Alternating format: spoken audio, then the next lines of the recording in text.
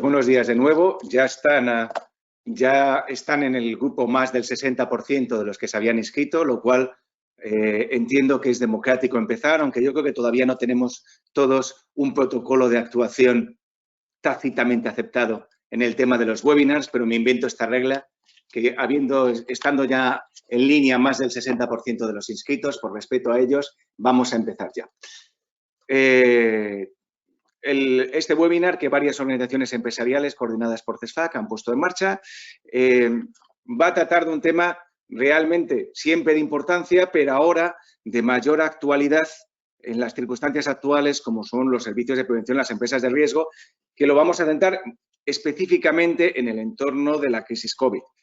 El seminario se va a estructurar en base a tres ponentes especializados en las distintas áreas de las que van a hablar, todos ellos vinculados a la empresa GSM.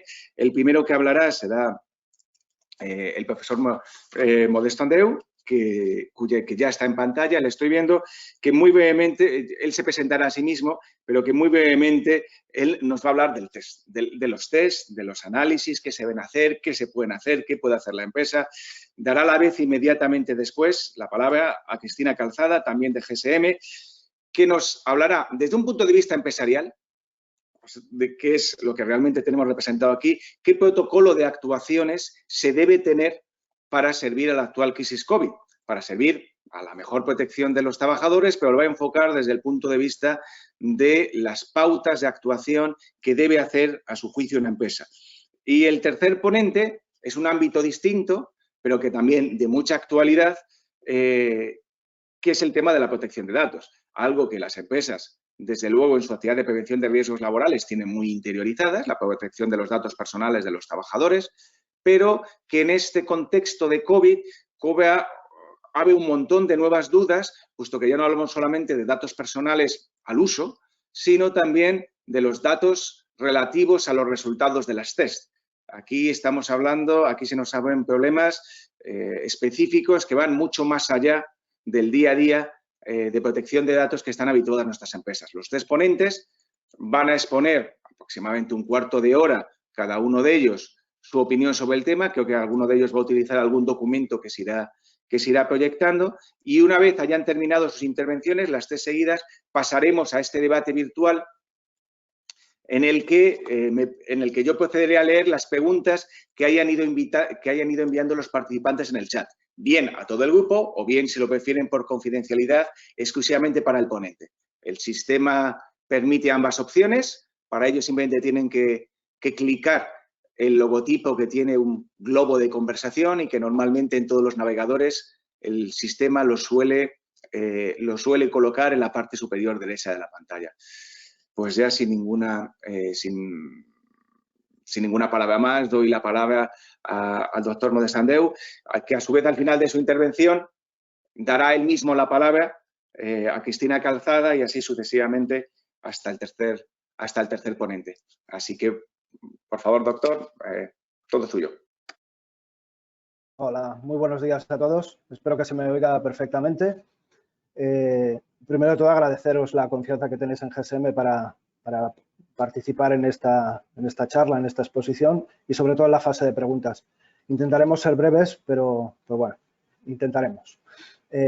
Como os decía, yo soy el doctor Andreu, soy médico desde hace 25 años y desde hace 10 estoy en GSM, en la coordinación de toda el área de salud del grupo.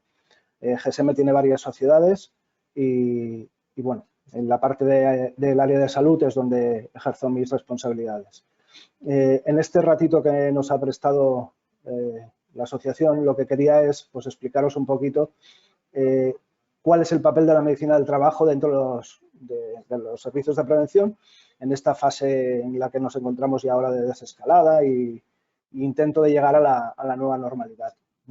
Para empezar, recordaros una cosa que entiendo que ya sabéis todos, que es que la medicina del trabajo es una especialidad dedicada al estudio de las enfermedades y accidentes que se producen por causa o consecuencia de una actividad laboral. Y las medidas preventivas que se realizan, que se implementan para evitar la repercusión. En el caso del COVID vamos mal, ¿no? Porque esta premisa ya no se cumple. Pero bueno, aquí nos complicó un poco la vida el Ministerio, porque ya a finales de febrero empezó a realizar escritos explicando la situación del coronavirus, y cuando se complicó el escenario y empezaba a haber una transmisión comunitaria ya muy importante, pues los servicios de prevención fueron llamados a cooperar con las autoridades para limitar los contagios, para bueno, intentar afrontar un poquito la situación. Evidentemente, ese primer documento que se generó a finales de febrero se ha ido revisando múltiples veces, casi a diario. En ocasiones se publicaba una cosa por la mañana y por la tarde se publicaba otra muy parecida, y ahí es donde nos basamos en toda la información para poder ir informando a los demás a su vez de lo que nos estamos encontrando. Entre las atribuciones de los servicios de prevención hay una parte muy de técnico, con la parte de formación, información y todas las medidas preventivas que luego Cristina pues os ampliará un poquito más. En la parte de medicina del trabajo, pues lo que hay es la parte de los trabajadores especialmente sensibles, que es un punto que es uno de los que trataremos, el estudio y manejo de los contactos y bueno, luego también el personal sintomático y sobre todo la colaboración con la gestión de la incapacidad temporal de los servicios públicos de salud, que es una faena que los servicios de prevención y en especial la vigilancia de la salud y la medicina del trabajo no realizaban y se han visto obligados por normativa. A nivel médico de conocimiento de la enfermedad, pues también aprendemos día a día. Y, por ejemplo, semanas atrás pues os hablábamos que la gente con síntomas no estaba contagiando. Tuvimos que corregir con las nuevas indicaciones y todo esto simplemente es para indicaros que lo que hablamos hoy está basado en el conocimiento científico que tenemos a día de hoy. Y posiblemente en días sucesivos igual tenemos que cambiar de criterio. Estos son nuestros principios, pero si no les gustan, pues se los cambiaremos. Bueno, entrando un poquito a lo que íbamos, uno de los primeros conceptos que aparecían ya en los primeros escritos era la persona especialmente sensible. Y allí ya es donde se empezó a complicar un poquito la situación, ¿vale? Porque mezclaron dos conceptos, uno médico muy asistencial, ¿vale?, con la parte preventiva puramente. Entonces, en la parte asistencial, los médicos que estaban en los hospitales, que generaban los protocolos de asistencia, pues hablaban que la gente con patología cardiovascular, la hipertensión también incluida, la patología respiratoria, la patología hepática, la patología renal, gente con edad avanzada, diabéticos, los cánceres, la gente inmunodeprimida, toda esta gente podían tener una reacción mucho más grave ante una infección por coronavirus. También las embarazadas, al ser un bien preciado de nuestra sociedad, por la baja natalidad que tenemos y tal, pues siempre es un personal especialmente sensible. Estas conclusiones al final llegaron a la población general, que ya estaba en un estado de alarma importante y pues se aumentó el estado de alarma. Entonces la gente pues con estas patologías o simplemente con miedo pues empezó a buscar alternativas para no acudir a su puesto de trabajo, sin valorar realmente la actuación que debía hacer la medicina del trabajo para prevenir, adaptar y proteger a estos trabajadores. Por suerte, un poquito más tarde se modificó el escenario y aquella gente que había quedado en casa con una baja médica o simplemente con un permiso retribuido que era a cargo del empresario, pues los médicos del trabajo se veían en la obligación, por las indicaciones del Ministerio, de valorar si estos trabajadores cumplían criterios y entonces generar un informe indicando que no se podía adaptar ni proteger a estos trabajadores y, por lo tanto, procedía a la incapacidad temporal. Una de las cosas que os he dicho que la medicina del trabajo se ha visto obligada a implementar en estas situaciones. En aquella época veías gente que sacaba informes de debajo de las piedras explicando patologías de lo más variopintas y realmente las restricciones que ponía o la definición de las patologías que ponía el Ministerio pues era un poquito de cualquier manera, era muy amplio. Era igual un diabético tipo 1 complicado que un diabético tipo 2 en una persona obesa con 120 kilos que se toma la metformina porque es diabético, ¿vale? Entonces, cuando empezaron a matizar estas cosas, también nos encontramos con que las empresas estaban con ERTES, que hubo el permiso retribuido recuperable que estabilizaba un poco la situación. Y justo en aquel periodo, antes de Semana Santa, el 8 de abril, entonces sí que definieron un poquito más todas estas patologías del trabajador sensible. Empezaron a quitar patologías como fue la patología hepática, la patología renal. Y si me permite, Ana, si puede poner el número 1 de las... Ana Hurtado, si me puedes compartir el número 1 en pantalla para que lo vean los compañeros.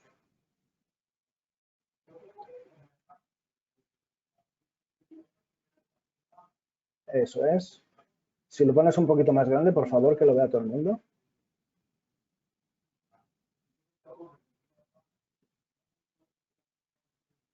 Bueno,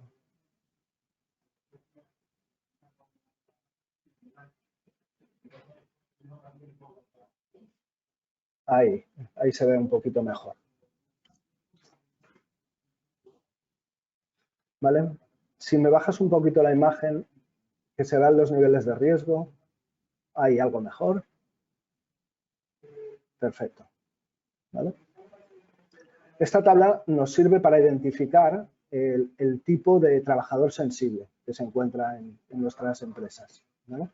Fijaros que hay unos niveles de riesgo, nivel de riesgo 1, 2 y 3 y 4, perdonad, y cada uno tiene una definición. En el nivel de riesgo 1, por ejemplo, es similar al riesgo comunitario. Es un trabajo sin contacto con personas sintomáticas. En el nivel de riesgo 2, pues sí que hay contacto o puede haber contacto con personas sintomáticas, pero siempre manteniendo los requisitos indispensables, que es la distancia de seguridad y la capacidad de no actuar sobre estas personas. Y los niveles 3 y 4 ya se complica un poquito más, donde sí que debe haber, por ejemplo, un nivel de riesgo 3 podría ser perfectamente una peluquera, que hace una intervención directa. No hace falta ser personal sanitario para estar en contacto directo con una persona que puede ser sintomática. Y luego tenemos los profesionales no sanitarios, pero que pueden realizar maniobras generadoras de aerosoles. ¿De acuerdo? Entonces, según este nivel de riesgo, que los técnicos de prevención de cada empresa o de vuestros servicios de prevención deben tener muy claro qué puesto de trabajo tiene este riesgo, quedaron una serie de patologías un poquito más limitadas. Como os he dicho, se quitaron la patología renal y la patología hepática, ¿vale? Y se clasificaron con la enfermedad cardiovascular, la diabetes, la enfermedad pulmonar crónica, la inmunodeficiencia, el cáncer, los mayores de 60 años y el embarazo, ¿vale? Y en función si tienen patología controlada o no, si la patología está controlada o está descompensada, y la comorbilidad que hace referencia a la presencia de otras patologías, ¿vale? Entonces, según dónde encajonemos a estas personas, según su nivel de riesgo, según su especial sensibilidad, pues eso, si tienes un poquito más abajo, Ana, que va en la parte de 1, 2, 3, 4 abajo.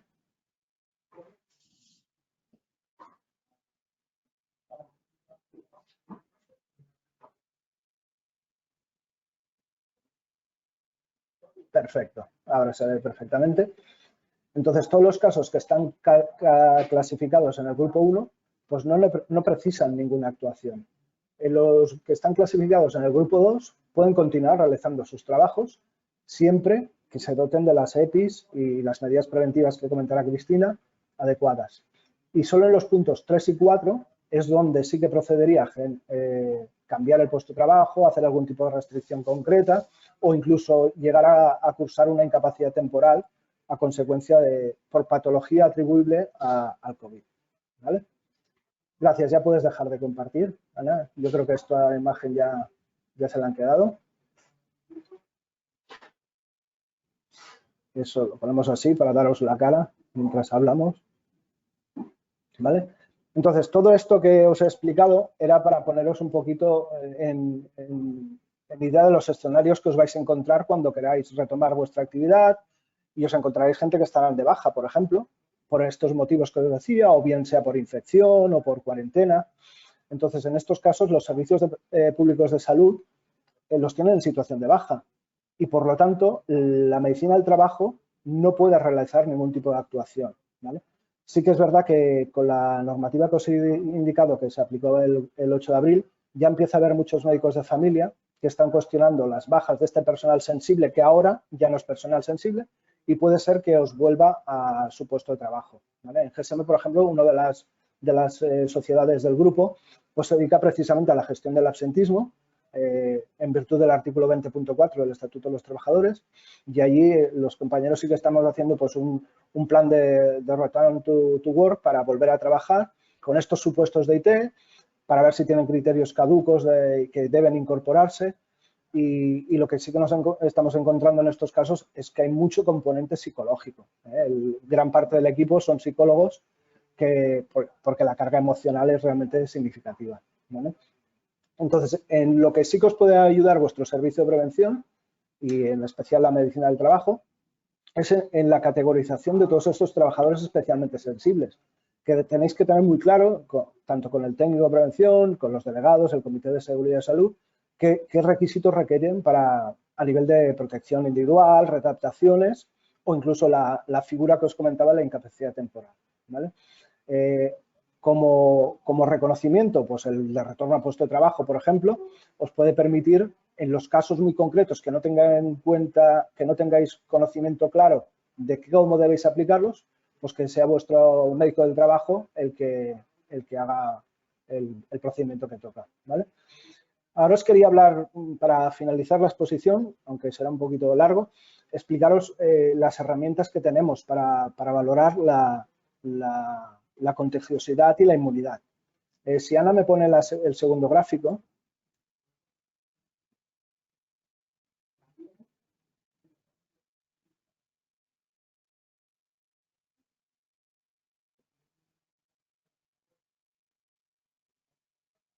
Ya lo tienes por ahí. Perfecto. Si puedes ajustar un poquito, a ver si lo vemos un poco más amplio. Es que hice un copiar y pegar aquí y hay dos imágenes en una para que fuera más fácil de entender. Yo creo que aquí sí verá un poquito así para arriba, perfecto.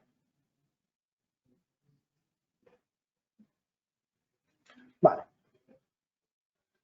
Bueno, como podéis ver aquí, esto es en la parte de la izquierda podéis ver la contagiosidad que tiene este virus, ¿vale? Cuando partimos del punto E, a la izquierda de todo, es el punto de exposición, y en verde veréis los casos que no son contagiosos, en amarillo los que son poco contagiosos y en rojo los que son muy contagiosos.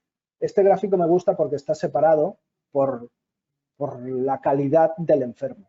Un enfermo crítico, como podéis comprobar, desde antes del inicio de síntomas ya está contagiando y hasta 30 días después sobre todo si están en UCIs y tal, pues seguimos encontrando virus en sus vías, con lo que son muy contagiosos.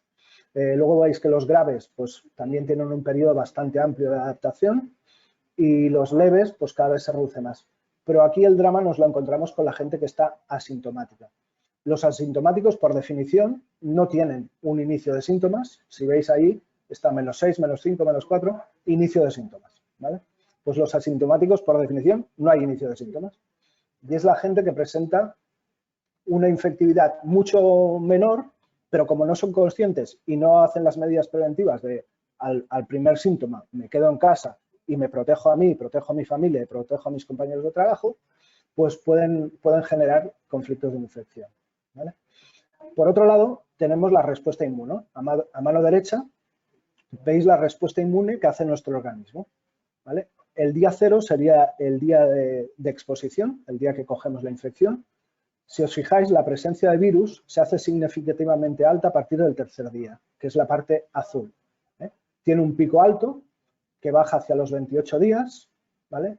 Pero recordar que esto tendríamos que vincularlo con el estado del paciente, ya sea leve, grave o crítico. Entonces, la cantidad de presencia de virus en el organismo, pues lo veríamos de esta manera. A partir del día 7 aproximadamente aparecen las primeras respuestas, ya sean con IgAs o IgMs, que son los anticuerpos que generamos. Los anticuerpos IgA son muy específicos de las mucosas, que es donde detectamos por primera vez el virus, y a posteriori aparecen los IgM, que es la primera defensa que se reparte por todo el cuerpo buscando este virus para eliminarlo. Y posteriormente aparecen los IgG, que son los anticuerpos más específicos y que duran más en el tiempo. Como veis, estos aparecen hacia la segunda semana y se prolongan en el tiempo. Fijaros que en la parte final verde lo he dejado un poquito discontinuo, porque a día de hoy no tenemos evidencia científica de cómo se van a comportar los anticuerpos de este virus en concreto. Sí que tenemos mucho conocimiento de cómo se comportan los anticuerpos del tétanos, de la hepatitis, de la toxoplasmosis o de la varicela, que usamos mucho en las fases de embarazo y tal.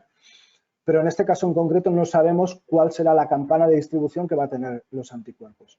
Y tampoco sabemos si nuevos virus, de modificaciones de este virus, el virus que venga en 2021, estos anticuerpos nos pueden proteger, ¿vale?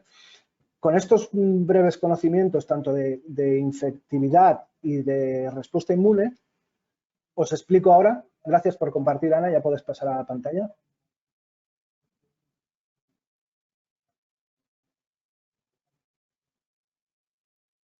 Bueno, sigo comentando. Al final, nosotros disponemos de 4 técnicas que podemos separar básicamente en 2 grupos. Tenemos un primer grupo en lo que vamos a buscar es el virus en concreto, ¿vale? Y de estas 2 técnicas, una es la famosa PCR, que la habréis oído todos en 1000 ocasiones. Simplemente es coger una muestra en la nasofaringea y buscar tras amplificar esa muestra con el sistema PCR, lo que se hace es detectar ese virus. Es una prueba muy específica, muy sensible y que da unos resultados teniendo en cuenta esos periodos de ventana en los que tú puedes estar presentando una infección, pero aún no estás teniendo una evidencia de virus en mucosas, ¿vale? Y la otra técnica de este grupo de búsqueda de virus es la detección de los antígenos. Este es el equivalente a un test rápido, ¿eh? Es un test rápido en el que pasamos un bastoncillo por las mucosas, lo ponemos en un reactivo y en cuestión de 15 minutos, media hora, podemos ver si hay presencia de antígenos en nuestras mucosas. Este es el que menos se usa, porque la sensibilidad es muy baja, puede que no haya suficiente material y realmente no se está usando y por lo menos desde GSM nunca la usamos. Luego, el otro grupo que os decía son los que detectan la respuesta inmune que ha tenido el cuerpo, ¿vale?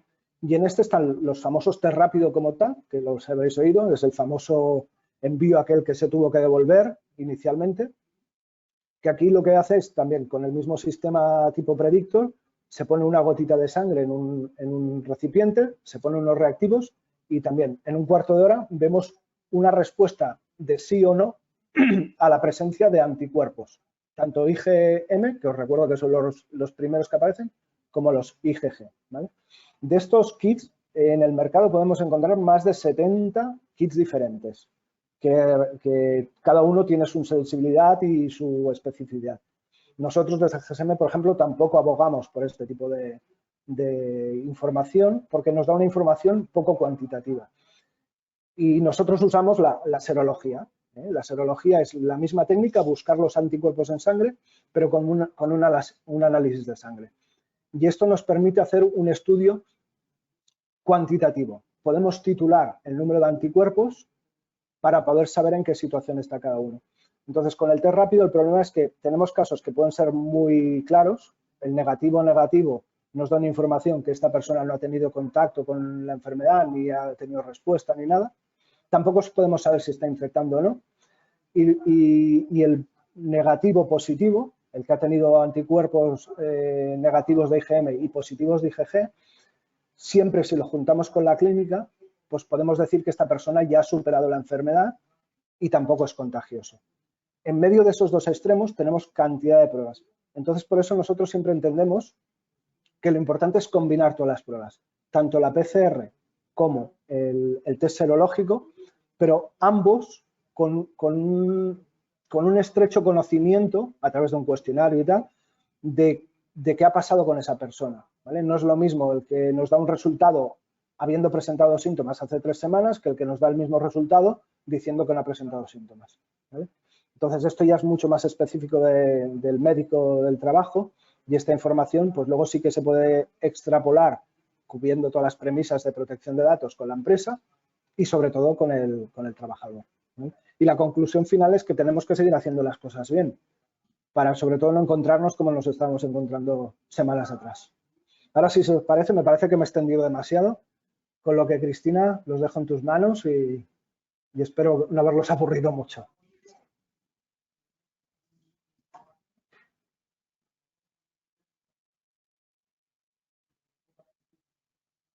Creo que estás, ahora sí.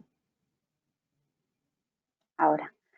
Ya sabes que es súper interesante la parte de las pruebas y que todos teníamos muchas dudas y que viene súper bien toda esta explicación. Pero bueno, yo me centro en la parte técnica, que es la que me compete a mí. Ya has hecho un comentario Buenos días a todo el mundo. Yo soy Cristina Calzada, soy la técnico de GSM. Voy a explicaros brevemente, voy a intentarlo sobre todo para priorizar la parte de preguntas, la parte de la gestión técnica. Y entonces lo que nosotros desde GSM hacemos siempre responde a una normativa. Entonces, normalmente esta explicación va por otro lado, pero en función de las dudas que ya hemos visto con otras empresas, quiero que hagamos un comentario sobre por qué estamos considerando el COVID-19 como un riesgo laboral. Porque parece que no nos termina de encajar que una alerta sanitaria, que una situación que al final es un ámbito social, acabe repercutiendo en las empresas.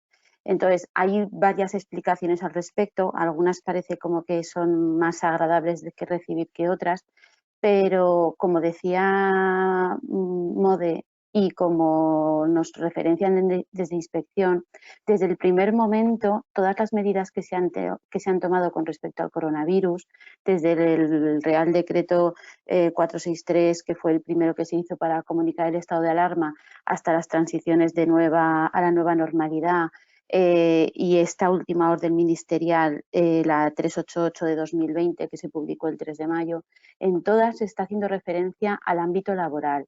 Se están modificando turnos, procesos, disponibilidad de personal.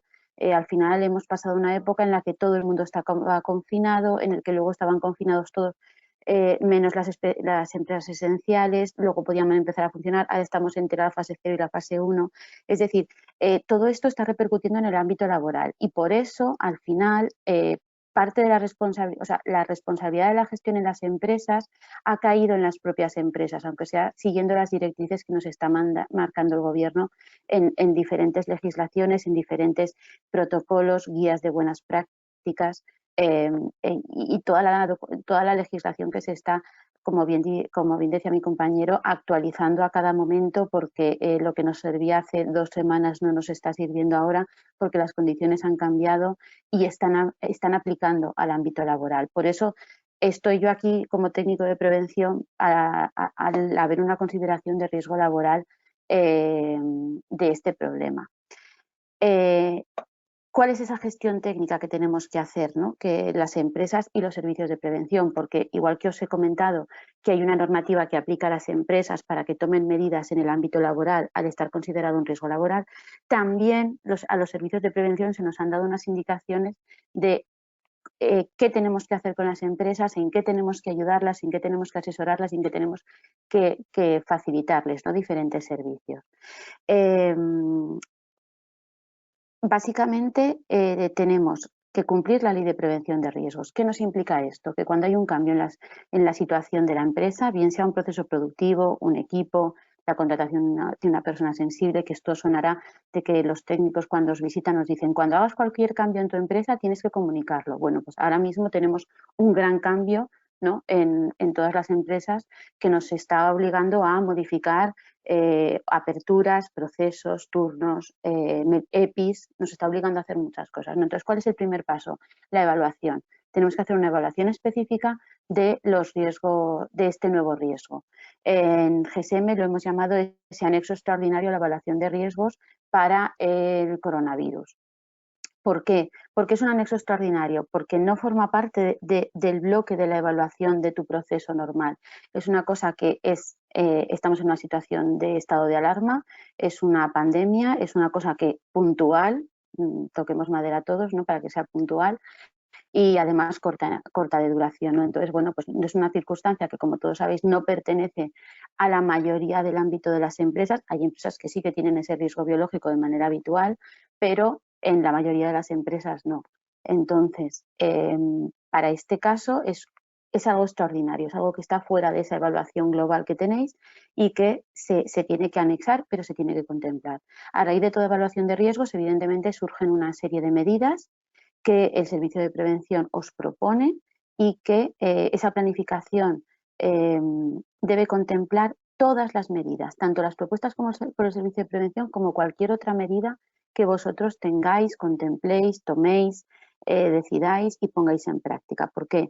Porque ya sabemos que lo que no queda escrito, lo que no se refleja en una planificación, no cuenta a la hora de una inspección, ¿no? Entonces, todo lo que hagamos, bien sea la información, la formación, cartelería, EPIs, todo lo que tenga que ver con el coronavirus, por favor que se registre en vuestras planificaciones para que, ya que estáis haciéndolo, ya que tenemos una gran perturbación, que por lo menos quede reflejado todo el trabajo que se está llevando a cabo en este tema.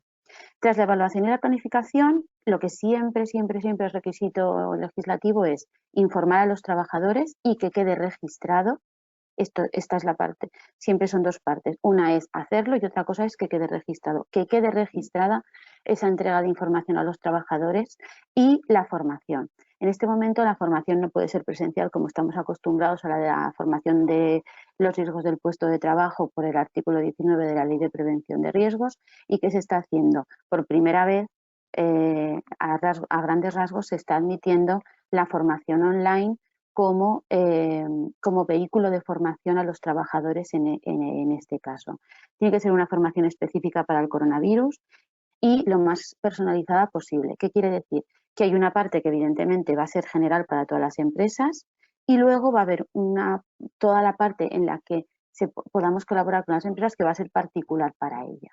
Entonces, esta formación, como técnico de prevención, evidentemente yo no puedo obligar a nadie, pero sí que es recomendable, porque es un requisito legislativo, que si no se ha hecho, se haga ya cuanto antes.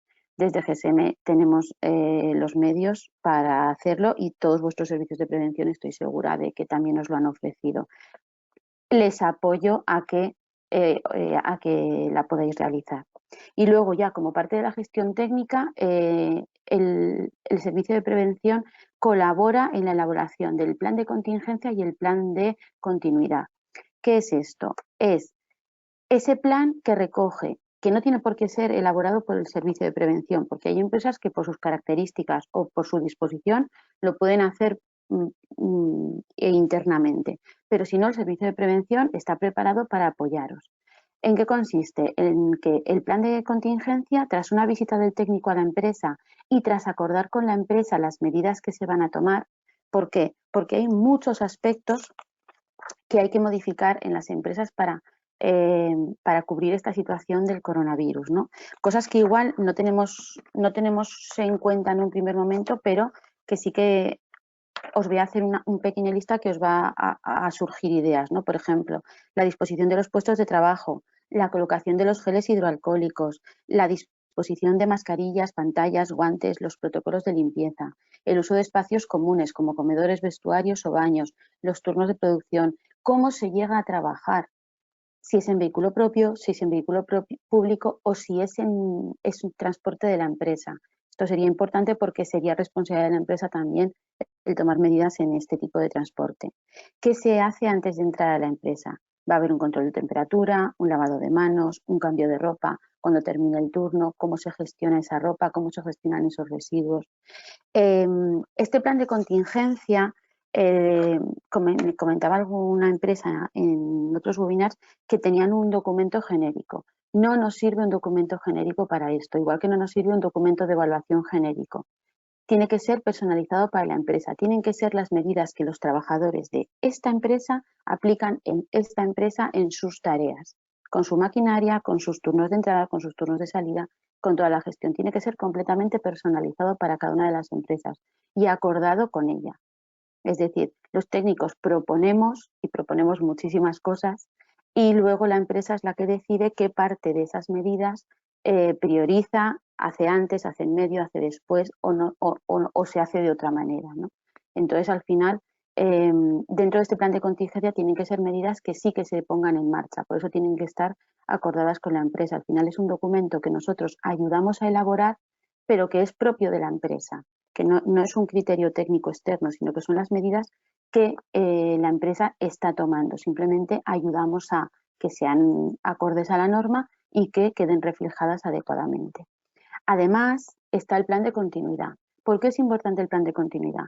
Porque lo que nos pide la normativa es que se asegure la continuidad del trabajo de las empresas, que tengamos contemplado que en un momento dado en el que pueda haber un número alto de bajas, la empresa, sobre todo en el caso de empresas esenciales, pueda seguir funcionando, pueda seguir desarrollando esa actividad esencial que está llevando a cabo, ¿no? Con lo cual, este plan de continuidad, en el cual una de las medidas normales son la duplicidad de tareas, es decir, que el trabajo de una persona haya otra persona que lo conozca para que lo pueda llevar a cabo en caso de una baja, evidentemente tiene una limitación, es decir, no podemos tener en la recámara otra empresa, otro turno de personal entero por si uno me falla que el otro, ¿no? Pero bueno, dentro de las medidas que sean organizativamente posibles, sí que se nos pide que haya ese plan de continuidad, que tiene que estar, que puede ser interno, recuerdo, elaborado por la propia empresa si se ve capacitada para ello,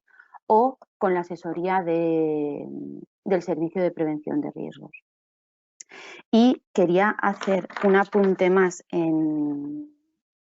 antes de terminar, en el que es muy importante porque Inspección de Trabajo tiene unos criterios que el 102, si no recuerdo mal, el 102 de 2020, en el cual hacen hincapié en cómo actuar en las visitas que se están haciendo ahora a las empresas. En este criterio sí que es cierto que se hace diferenciación entre las empresas que tienen una exposición, las que tienen baja exposición y las que por su actividad no tendrían que tener una exposición al coronavirus más allá de la que tiene el resto de la población. Esto es cierto y esto es así, pero no perdamos de vista que las medidas de protección que se están pidiendo en el ámbito laboral aplica a todas las empresas, que luego en función de la exposición van a ser mayores o menores, van a ser más exhaustivas o menos exhaustivas, va a haber que adaptarlas, pero a todas las empresas, y esto me parece importante remarcarlo, tengan o no tengan exposición directa, esté contemplado o no en su evaluación habitual un riesgo biológico, tienen que tener ese plan de contingencia, ese plan de continuidad que esté personalizado a sus medidas y que les aplica toda la normativa que tenemos ahora mismo vigente y que es absolutamente cambiante. Como decía mi compañero, lo que hoy nos sirve, si mañana sale una orden ministerial, un real decreto, va a poder cambiar, con lo cual nosotros estamos trabajando de forma reactiva, que no es la manera en la que nos gusta trabajar, nos gusta ser proactivos, pero en estas circunstancias yo creo que vamos todos un paso por detrás de la normativa porque no podemos adelantarnos a ella. Así que, sin más, espero haber sido lo suficientemente concisa. Paso la palabra a mi compañero Javier Gamero para que nos hable de la Ley de Protección de Datos aplicada a toda esta situación. Muchas gracias. Hola, buenos días. Gracias, Cristina. ¿Se oye bien, no? Supongo. Vale, perfecto. Bueno, mira, soy Javier Gamero, soy el delegado de protección de datos de GSM y, bueno, os voy a explicar un poquito desde un punto de vista muy práctico, sin entrar en grandes normativas. Bueno, en el estado actual que estamos, en el estado de emergencia sanitaria y la protección de datos, donde parece que, bueno, con la gran cantidad de datos de salud que estamos recabando, están circulando, tomas de temperaturas, con un reciente comunicado de la Agencia Española de Protección de Datos donde, bueno, se cuestionaba si se podía tomar la temperatura, por lo menos como se estaba haciendo y de manera indiscriminada. Y bueno, y a ver si aportamos algo de luz al tema porque es un tema a tener en cuenta. Bien, Como comentaba Cristina, a nivel de prevención de riesgos laborales no ha cambiado demasiado la cosa. Es decir, los servicios de prevención seguimos funcionando igual, sobre todo la especialidad de vigilancia de la salud, a pesar del momento que estamos. Pues con la protección de datos pasa un poco lo mismo. Es decir, a pesar del COVID-19, debemos seguir prestando atención a todas las medidas de seguridad y a todas las medidas jurídicas, técnicas y organizativas que ya deberíamos estar aplicando con anterioridad en la etapa pre-COVID. Es decir, sí que es verdad que se ha flexibilizado sobre todo el tema de solicitar los consentimientos explícitos para solicitar datos de salud, en este caso, por ejemplo, para control de accesos a centros de trabajo o centros logísticos, pero todo lo demás sí que igual. Por lo tanto, en ese sentido no hay modificaciones. Sí que es verdad que quizás hay más volumen, porque al final el hecho de tantos test que se están haciendo, tantos reconocimientos médicos, personal sensibles, informes médicos para arriba, informes médicos para abajo, con los departamentos de recursos humanos de las empresas, la obligación del personal, de los empleados, de comunicar incluso alguna sintomatología que puedan tener, es decir, si tienen pues, tos o algo de fiebre o han pasado mala noche, es decir, tienen la obligación de comunicarlo, pero que debemos seguir aplicando las mismas medidas. A partir de aquí, quiero tratar un tema que ha creado controversia porque la Agencia Española de Protección de Datos emitió un comunicado el pasado jueves, justo antes del puente, supongo para que pudiésemos pensar un poquito los que estamos relacionados con el tema, porque se cuestionaba si realmente había suficiente base jurídica para hacer una toma de temperaturas para control de accesos a los centros de trabajo, comercios y demás, por lo menos de la forma con la que se estaba haciendo. Es decir, al final la agencia parte de la base de que el hecho de tener una cierta temperatura o de pasar de un nivel de temperatura corporal no quiere decir que se tenga el coronavirus. Significa que hay una temperatura elevada que puede ser ocasionada pues, por muchos factores. Uno de ellos podría ser el coronavirus. Claro, se está haciendo también, por lo tanto, la toma de temperatura es un dato de salud en sí mismo. Por lo tanto, es un dato sensible y que hay que aplicar las medidas de seguridad oportunas.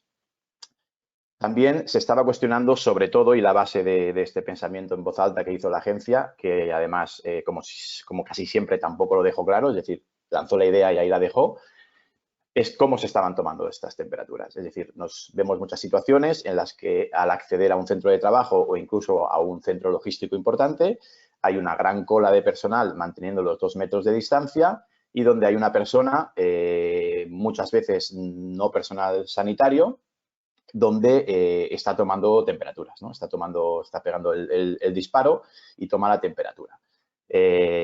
Bueno, si da más de 37,4 o 5 la temperatura que se crea oportuna, esta persona se le niega el acceso. Es decir, todo el mundo ve y presencia que esa persona se le está denegando el acceso, por lo tanto, si le están tomando la temperatura, es que ha dado más temperatura de la recomendada y interpretamos que tiene coronavirus, ¿vale? Es decir, también estamos señalando, quiero decir, la intimidad y la privacidad por aquí no está en ningún lado. Entonces, este era el tema, sobre todo, por el que quería hacer este comunicado la agencia española. Espero que en breve se pronuncien porque, sobre todo, quien lo tiene que hacer es el Ministerio de Sanidad. Es decir, si el Ministerio de Sanidad dijera que para controlar el acceso a los centros de trabajo, centros comerciales y demás, hay que tomar una serie de medidas y entre ellas está la toma de temperaturas, en ese momento tenemos la base legal y jurídica para tomar la temperatura. Eso no quita que se debe hacer de manera privada, es decir, que aquellas empresas que estáis realizando esta práctica, es decir, mi recomendación, soy delegado de protección de datos de GSM, no soy de la Agencia Española de Protección de Datos, es, ya que al empresario se le exige que tome medidas para prevenir la pandemia y los contagios, es decir, que se pueden continuar haciendo, es decir, incluso hay en guías de prevención de riesgos laborales publicadas que lo pone como recomendación, en otras no lo pone como recomendación, pero que si se siguen haciendo, pues que se hagan, pero que se haga de manera privada, es decir, haciendo pasar a la gente a un centro de control, a una garita, a un despacho, a una sala, donde no pueda ver todo el mundo que esa persona se le deniega el acceso, ¿vale? Esta sería la la recomendación. Insisto, a la espera de que se pronuncien, que también hemos hecho consultas a la Agencia Española de Protección de Datos porque, bueno, queremos tener nosotros la tranquilidad, porque nosotros, GSM, estamos haciendo un control en nuestras propias instalaciones y además estamos prestando el servicio de control de accesos a clientes también, ¿vale? Por lo tanto, lo estamos haciendo. Sí que es verdad que ya estamos planteándonos, pues, como mínimo, la medida de hacerlo de manera con privacidad, como mínimo, y a la espera de que se pronuncie. Y bueno, y hasta aquí un poquito mi exposición. Si luego en el chat surgen algunas preguntas, pues lo miraré de contestarlas y bueno, y yo por mi parte lo dejaría aquí. Perfecto, Javier. Muchísimas gracias. Muchísimas gracias a los tres por esas interesantísimas y muy bien estructuradas ponencias. Hemos recibido un montón de preguntas, algunas en el chat grupos, otras a individuales. La mayor parte de ellas no están individualizadas a cada uno de los ponentes y algunas creo que podéis aportar los tres. Voy a proceder a leerlas. Tenemos margen, yo creo, para poder seguir recibiendo preguntas. Y lo único os pediría que aquel de vosotros tres que se sienta, bueno, pues para que prefiera contestar a la pregunta, que lo haga. Sugeriría a Cristina que encendiera su cámara para que os vierais todos y nos interrumpierais. O sea, que viera que si uno va a contestar, el otro que no conteste. Bien, empiezo a leer las preguntas. Simplemente voy a limitarme a hacer las preguntas, no de quién la hace. La primera pregunta, que está para todos, es: ¿una persona que ha superado el COVID-19 puede llegar a ser inmune? Entiendo que esto es para el doctor Andreu. Pues buena pregunta. La evidencia científica que tenemos a día de hoy no nos confirma ni nos desmiente que pueda ser. Mientras haya anticuerpos IgG, sí que será inmune a coger otro virus, ¿vale? Como no sabemos cuánto tiempo se van a prolongar estos anticuerpos en nuestro organismo, no sabemos cuánto tiempo nos van a proteger. Otros casos, por ejemplo, la toxoplasmosis. Si tú una vez has cogido la toxoplasmosis, esos anticuerpos te duran toda la vida, ¿vale? También es verdad que hay gente que reacciona diferente. Hay gente que lo vacunas de la hepatitis B y cuando haces los estudios, pues ves que esa vacunación ha sido inefectiva. Su cuerpo no ha generado suficientes anticuerpos, ¿vale? Entonces, es una pregunta que responderemos pues mañana o pasado o de aquí unos meses. Perfecto. Un pequeño detallito, sí que es verdad que hemos visto algún caso no de reinfección, o sea, que vuelvas a coger el virus, sino que el virus cuando empezaba a decrecer ha vuelto a aumentar, ¿vale? Y esto sí que se ha visto en varias ocasiones. Perfecto. La siguiente pregunta está dirigida a todos. ¿Qué responsabilidad tiene la empresa ante una situación de pandemia? Si queréis, al final es lo que intentaba de justificar en un primer momento, ¿no? En una situación, o sea, por la pandemia, evidentemente, la empresa no tiene ningún tipo de responsabilidad porque no podemos culpabilizar a nadie por la pandemia, ¿no? Entonces, los efectos de esa pandemia en las empresas es lo que sí que va a ser responsabilidad de la empresa, porque así se ha determinado por medio de las sucesivas normativas que se han ido publicando por parte del gobierno. Es decir, el empresario va a ser responsable de tener de haber evaluado o de tener una evaluación para el riesgo por coronavirus, para haber tomado las medidas, para haber informado y formado muy especialmente a sus trabajadores en este riesgo. Entonces, sí que tiene responsabilidad no en la pandemia, sino en los efectos que esa pandemia va a tener en su empresa y en las medidas que el gobierno le vaya obligando a tomar en las sucesivas normativas que vamos a estar teniendo y que a día de hoy son unas, pero en 2 semanas pueden ser otras y en 2 semanas pueden ser otras, con lo cual me uno al doctor en que lo que sirve hoy no nos va a servir dentro de 2 semanas, igual que no nos servía lo que pasaba hace 2 semanas tampoco. Muchas gracias, Cristina. La siguiente pregunta es: ¿pueden facilitar los servicios de prevención y las mutuas los test a las empresas? Vamos para allá. A ver, las mutuas, no. definitivamente no, ¿vale? Las mutuas, al final, su labor es atender a los pacientes con accidentes de trabajo y a pesar de que la prestación económica de estas bajas que hablábamos antes o de la infección o de la sensibilidad o lo que sea, tiene repercusión económica como AT, no es un AT, es una enfermedad común, ¿vale? En cuanto a los servicios de prevención, lo que dice el Ministerio, también, como decía Javier antes, pues dejan ahí el tema un poquito abierto. El Ministerio lo que dice es que solo se deben hacer test a personal sanitario, gente que esté ingresada con patología respiratoria y luego ya abren un poquito más el campo. Patología leve, que no precise ingreso, y centros sociosanitarios. Pero por otro lado, en el mismo texto te dice que los servicios de prevención tienen que hacer las medidas que estén en sus manos para solventar este problema. Y también tienen el deber de informar a Sanidad de las acciones que realizan. Entonces, evidentemente, GSM hace test, hace PCRs, hace lo que toca. Y nosotros informamos a Sanidad de todo lo que hacemos en todos los clientes. Y nunca nos han cuestionado si hacemos PCRs en una empresa que no sean ni del sector sanitario, ni que sean trabajadores esenciales, ni que sean tal. Y luego, para muestra un botón, veis las noticias y la Liga de Fútbol Profesional hace el test a todos sus trabajadores, a todos sus futbolistas, grandes empresas hacen test a todos sus futbolistas.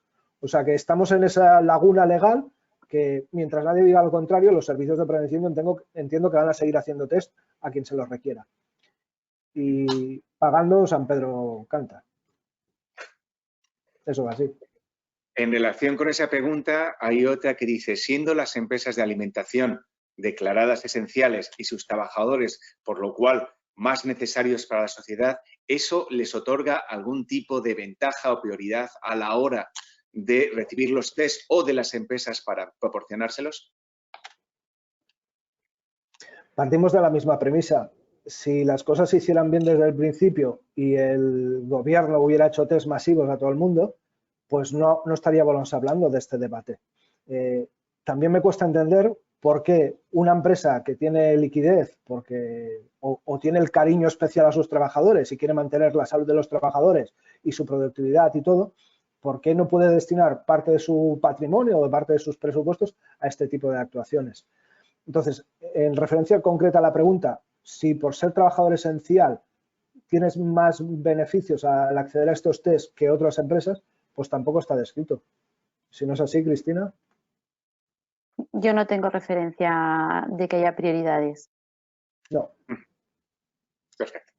Otra pregunta muy concreta es para las personas de la empresa, entiendo los trabajadores, que no trabajan en la oficina central, sino que están descentralizados, bien con teletrabajo o bien en la fuerza de ventas, ¿debe haber un plan de contingencia específico para esas personas?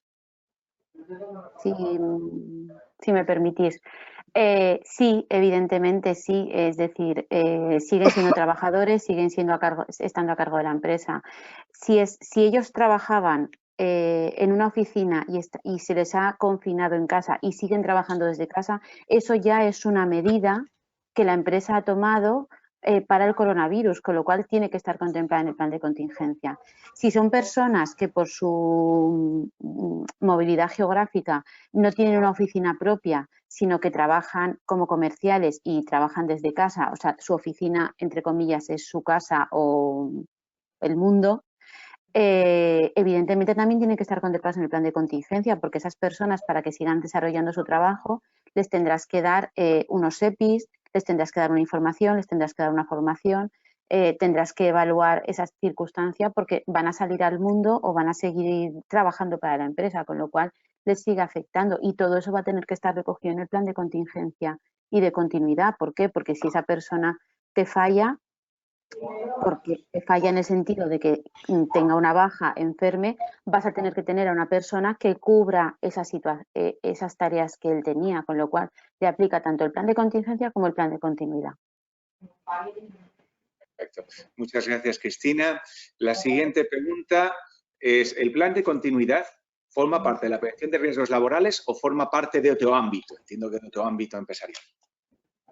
que es parte de la prevención de riesgos laborales, porque al final lo que está recogiendo son todas las medidas que está tomando la empresa para poder asegurar la seguridad y salud de sus trabajadores en esta circunstancia de pandemia. O sea, este plan de contingencia no surge en otra circunstancia más que en esta situación de pandemia.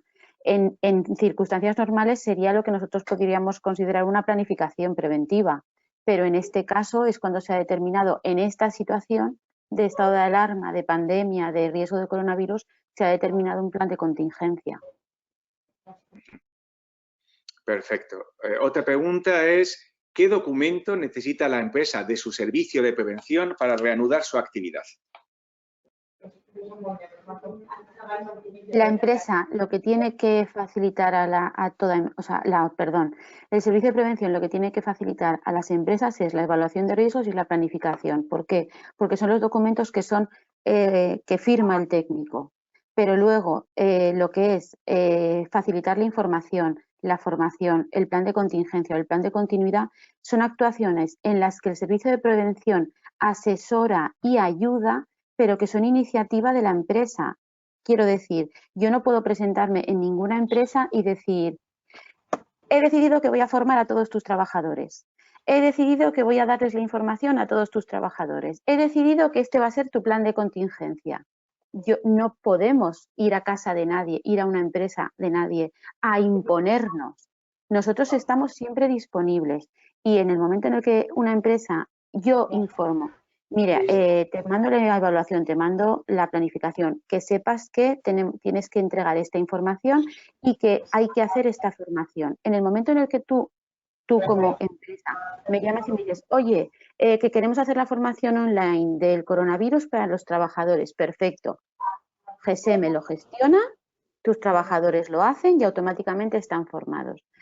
Pero yo no puedo obligar a nadie, yo no puedo imponerme. Nosotros lo que hacemos como servicio de prevención es estar, asesorar y ayudar. Al final es que lo que hacemos es ayudar, pero evidentemente tiene que surgir de la empresa el hecho de decir, vamos a hacer la formación, hemos entregado las fichas informativas. La siguiente, muy concreta también. ¿Puede un trabajador, sensible o no, solicitar demandar al servicio de prevención que se le realice algún tipo de test condicionado a seguir con su jornada laboral? Bueno, yo entiendo que legalmente no puede todavía, pero no está claro. Volvemos con las indefiniciones estas.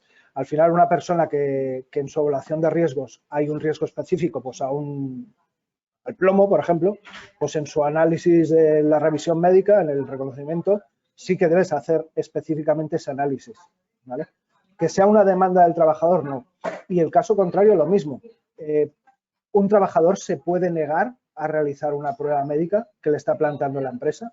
Entonces, ahí siempre partimos de pues que todos el Comité de Seguridad y Salud tiene que estar de acuerdo con la situación, se debe informar de los derechos y deberes de los trabajadores, tenemos que priorizar la salud laboral, la salud general por encima de la salud individual, aunque hay casos que no queda tan claro. Supongo que, Javier, en eso también te has encontrado alguna vez situaciones de este aspecto, ¿no? Gente que se niega a hacerse un reconocimiento concreto o que no autoriza a la gestión.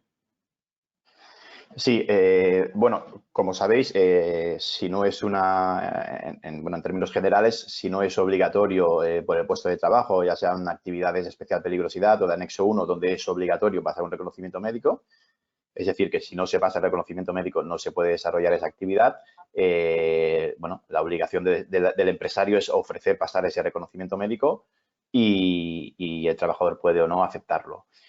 Ahora estamos en una situación donde tampoco está claro del todo, porque también se está planteando últimamente qué pasa si un trabajador se niega a que le tome la temperatura, por ejemplo, ¿vale? Es decir, en principio el sentido común nos dice que si la ley y este estado de alarma nos obliga a tomar una serie de medidas para evitar el contagio, y entre muchas de esas medidas está pues poner los geles, que el trabajador colabore, es decir, que si la noche anterior o el día anterior ha presentado síntomas, que lo comunique, que tiene la obligación de comunicarlo.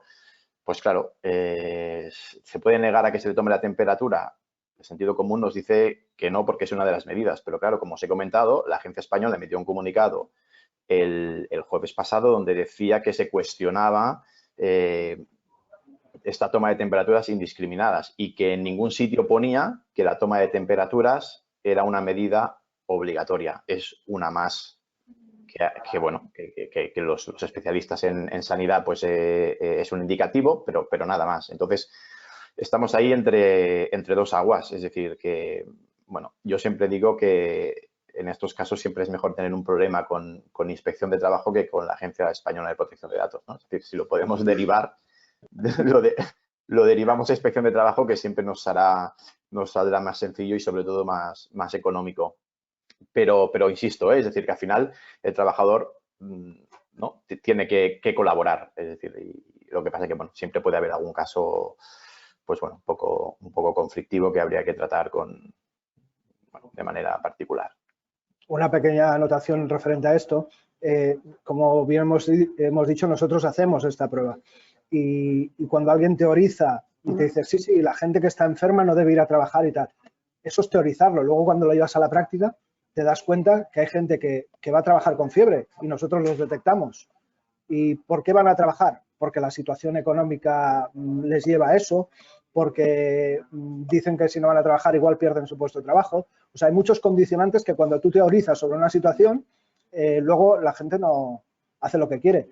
Y para muestra un botón, dejan salir a correr y solo hay que ver lo que pasa, ¿no? La gente queda... yo tengo a mi hija castigada porque el lunes quedó con una amiga, ¿vale? Mi hija tiene 15 años, no, 15 años, perdonad. Y claro, tiene autorización para salir. Tiene autorización para salir, pero no para quedar.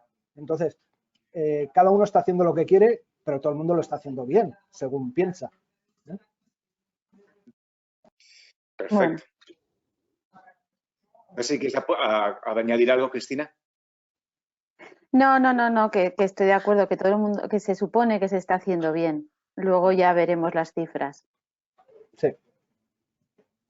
Luego hay otra pregunta, no está formulada como pregunta, pero entiendo que lo es. Dicen, ¿se pueden hacer test sin prescripción médica? El Ministerio del 13 de abril no se pronunció en dicho sentido limitando la prescripción. Bueno, ya os habéis referido a este tema, pero... Sí, era lo que comentábamos antes. Hay unos supuestos en los que está plenamente autorizado. El supuesto de la prescripción es lo que usamos los servicios de prevención. Al final somos médicos que estamos valorando una situación y entendemos que en esa situación procede esa realización del test. Tampoco tiene sentido hacer test muy selectivos en una empresa. Nosotros siempre abogamos que si lo que tienes que hacer es un plan de return to work y que todo el mundo vaya a trabajar en máximas condiciones, pues se lo tienes que hacer a todo el colectivo. ¿Por qué hacerlo solo a unos y no a otros cuando el riesgo de contagio lo tenemos todos? Os explicaba antes que el hecho de ser persona especialmente sensible no quiere decir que tengas un aumento de la posibilidad de coger el virus. El riesgo lo tenemos todos por igual. La persona especialmente sensible tiene un riesgo de complicarse ante una infección, ¿vale? Entonces, en esa indefinición otra vez, pues es donde la gente, y sobre todo con muchas presiones sociales. O sea, hay mucha gente en las empresas, igual lo habéis visto, un trabajador que dice, oye, pero que Antonio tuvo el coronavirus y ahora va a estar aquí trabajando, aunque sea a 2 metros mío o a 3 metros mío. Entonces, eso genera mucho pavor en la sociedad. Y ahora la cosa se está relajando. Pero como repunte un poquito la situación, volveremos a la misma dinámica de semanas atrás y volveremos pues un poquito al caos. De hecho, me gustaría añadir que nosotros en la evaluación en este anexo extraordinario a la evaluación de riesgos que hemos desarrollado en GSM para el coronavirus, está contemplado tanto como riesgo biológico, porque por una de las normativas está contemplado en el anexo 2 del Real Decreto de biológicos, como el riesgo psicosocial, porque no perdamos de vista que esta situación está afectando, y es lo que dice el doctor, tengo miedo, puedo ir a trabajar, no puedo ir, voy a estar bien, pues no voy a estar bien, qué me va a pasar, qué no me va a pasar, y si enfermo, y si no enfermo. Quiero decir, ese aspecto psicosocial es muy importante, y de hecho el área de salud mental de GSM ha desarrollado diferentes actuaciones porque se ha detectado que en muchísimas empresas y en muchísima población general, y Modest me puede añadir a esto, se ha detectado que el problema psicosocial está siendo muy importante y va a serlo de aquí en adelante también. Sí, efectivamente, como decía Cristina, tenemos un equipo que está trabajando a destajo, incluso haciendo apoyo psicológico a través de un call center, por decirlo de alguna manera, y tanto para las situaciones de estrés en los que están trabajando, en las situaciones de miedo en los que no quieren ir a trabajar y en las situaciones de duelo, que es otro gran drama que nos estamos encontrando, que mucha gente está perdiendo a sus seres queridos, 26.000 debemos estar a día de hoy, sin despedirse adecuadamente y con una sensación de no saber lo que está pasando, que eso deja la mella sin duda. Muy bien, bueno, voy a hacer una última pregunta y a partir de entonces, como quedan solo un cuarto de hora, voy a intentar agrupar todas las demás un poco por bloques para dar la oportunidad a responder a todas ellas. Entonces, después de esta pregunta, que será la última que lea en solitario, a partir de esa ya luego os pediré, por favor, unas respuestas más concretas para que nos dé tiempo a terminar a y media, como habíamos previsto, respondiendo idealmente a todas. La pregunta pone específicamente para el doctor Andreu, pero entiendo que si la responde debería sustituir al doctor Simón, porque ¿hay cepas distintas de coronavirus que tengan diferente grado de contagiosidad y virulencia? Esto podría ser la causa de la disparidad de datos de la enfermedad, mortalidad, incidencia entre los diferentes países en el mundo. Como diría Simón, en eso estamos. Sí que es verdad que bastante documentación tenemos dirigida especialmente al servicio de prevención, como también meternos en toda la parte técnica. Pero sí que por oficio te acabas metiendo a la parte técnica y yo estoy convencido que, como cualquier virus, el virus existe para crecer y multiplicarse. Y cada vez que se multiplica, se modifica, ¿vale? Entonces, yo estoy convencido que seguro que hay diferencias entre el virus que apareció en Wuhan en diciembre de 2019 y al que pueda estar afectando a España en esta situación. Incluso hay otro factor que, más depender del virus, depende de la persona, ¿vale? La persona latina, estamos viendo que tanto en España como en Francia como en Italia, que es sur de Europa, está teniendo una respuesta inmune mucho más bestia que en otros sitios, por un tema genético seguramente. Y sí que es verdad que este virus está matando a mucha gente de manera directa, pero mucha gente se está matando a sí mismo intentando superar la infección, ¿vale? Ya inicialmente, a principios de marzo, ya salían teorías de diferentes médicos de asistencia en hospitalaria que explicaban pues toda la reacción citoquímica que se producía, la tormenta de citoquinas de la reacción inmune, y a mucha gente lamentablemente le está matando su propio sistema inmune. En este caso, tener un sistema inmune un poquito más reducido pues hace que la gente no reaccione tan mal al virus. Más o menos, ahí lo dejo. Muy interesante, doctor. 1 o 3 preguntas. ¿Los resultados médicos son privados? ¿Cuál es la confidencialidad de los resultados médicos? Y la tercera, ¿el trabajador tiene la obligación de comunicar el resultado de la prueba diagnóstica? Vale, voy a contestar yo. Es decir, el trabajador tiene la obligación de colaborar y además en otro comunicado que hizo la Agencia Española de Protección de Datos el 19 de marzo, donde era una serie de preguntas, respuestas, un fax, efectivamente el trabajador tiene la obligación de comunicar cualquier tipo de enfermedad que tenga.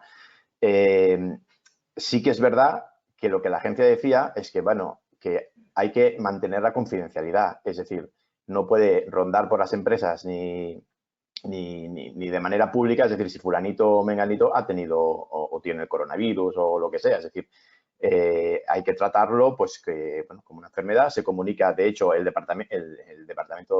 Servicio de Prevención, Vigilancia de la Salud, de hecho, debe comunicarlo a la empresa porque al final no es un tema que influya solo al trabajador, influye a los contactos directos, por lo tanto, ahí hay un triunvirato entre trabajador, empresa, departamento de recursos humanos o la persona oportuna y vigilancia de la salud para tomar las medidas, pues, las medidas que se deban adoptar.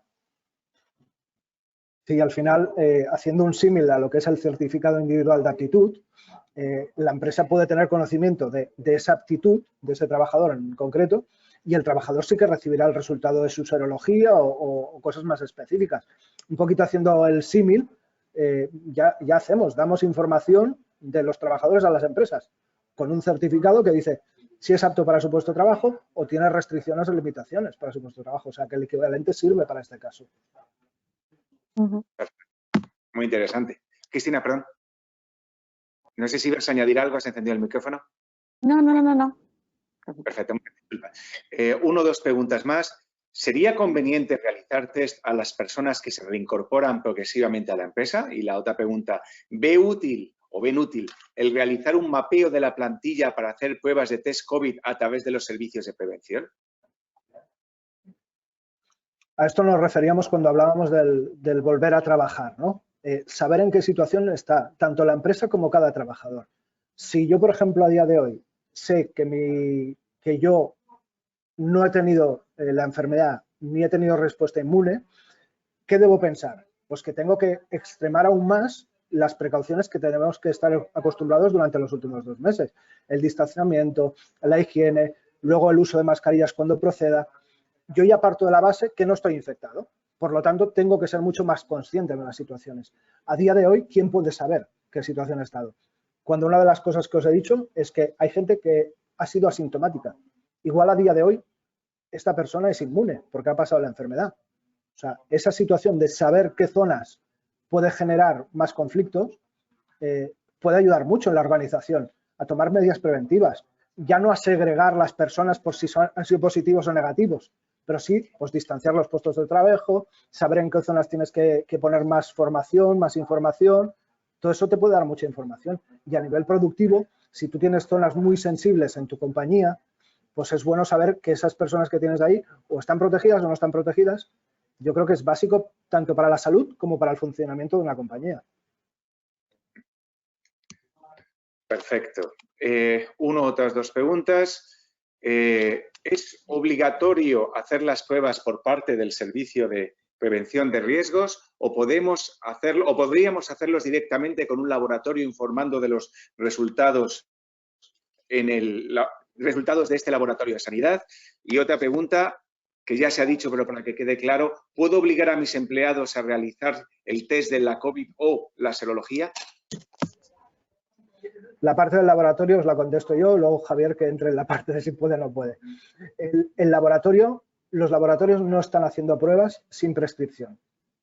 Aquella laguna que comentábamos, o sea, es el servicio de prevención quien tiene la prescripción y el que hace. Evidentemente nosotros somos un servicio de prevención, no disponemos del material para hacer las pruebas. Nosotros hacemos la logística, la extracción de la muestra y es el laboratorio el que hace la prueba bajo nuestra prescripción. Vale. En referencia a si un trabajador, perdón, en referencia a que si un trabajador se puede negar o no a que le hagan el test COVID-19, se puede negar, sí, pero claro, tendría consecuencias. Es decir, al final es una medida que toma el empresario para conseguir el objetivo. Entonces, aunque, digamos, ante este conflicto, al final habría que mirar cómo se pronuncian las autoridades sanitarias, porque, claro, nadie ha dicho tampoco, es decir, que se tengan que realizar de manera obligatoria estos tests. Es decir, es una acción más que puede hacer el empresario y que además sí que es verdad que es definitiva, porque mejor que un test no hay nada para determinar si tiene el COVID o no. Entonces, al final, yo creo que, bueno, podría ser que algún trabajador se negara, pero claro, si el empresario pone esta medida para que los trabajadores incluso estén más, bueno, tanto su empresa como después a su familia, porque si tiene el COVID se va a ir a casa y los va a contagiar, pues bueno, se podría negar, pero tendría consecuencias, es decir, se podría llegar a comunicarlo a inspección y a partir de ahí tendrían que pronunciar. Pues permite que te pregunte, Javier, y tenemos conocimiento de que eso haya pasado ya en alguna empresa, alguna industria de alimentación, que se haya notificado al servicio de prevención una incidencia de estas características. Es una pregunta personal. Si me ha llegado a mí alguna... Si me ha llegado algún caso, no, la verdad es que no me ha llegado ninguna incidencia de ningún cliente, bueno, ni por prensa, ni por el círculo que me muevo, ni los clientes donde realizamos controles de accesos, ya sea incluso porque, o sea, no solo con temperaturas, es decir, nosotros en su momento implantamos también unos cuestionarios donde se preguntaban incluso pues si habían viajado en las últimas semanas a alguno de los países y los nombramos para hacer un primer chequeo y ir filtrando a la gente. Claro, ahora no tiene mucho sentido porque como ya han pasado tantas semanas, se entiende que hace muchas semanas que la gente no viaja, ¿no? Pero bueno, instauramos el tema de los cuestionarios, la toma de temperaturas, incluso en algún momento alguna pequeña entrevista pidiendo, preguntando si había tenido fiebre en los últimos días, si había tenido algún síntoma, en fin, se iban tomando medidas. Pero vamos, no me ha llegado que ningún trabajador se haya negado en redondo ni a toma de temperaturas, ni pruebas test COVID. Ojalá, vamos, es que yo creo que la gente está ansiosa porque le hagan los test. Perfecto. Pues ya las dos últimas preguntas y vamos a acabar a tiempo. Esta es específica para el doctor Andreu, referente a la realización de test serológicos y PCR. ¿Es obligatorio hacer las pruebas por parte...? No, perdón, disculpa, esa ya la había leído. La pregunta es, si el servicio de prevención realiza las pruebas de test para COVID y se detecta que algún trabajador tiene resultado IG e IgM positivos, ¿qué obligación tienen los servicios de salud nacional de realizar un PCR? ¿Se están dando casos en donde un trabajador en estas circunstancias ha acudido al centro de salud y le han negado a hacer un PCR?